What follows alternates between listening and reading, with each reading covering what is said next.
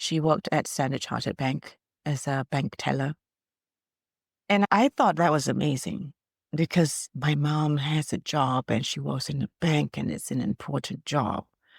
But I hadn't realized until I was maybe 10, 11, that when she was having her career, it wasn't always welcomed in the kampong because of the reputation that, oh, women who work,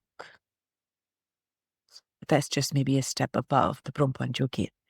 And I found that very strange because I thought that when you had a career, it gave you your own self-worth and your own sense of power and your own sense of identity that is not tied to who you are at home.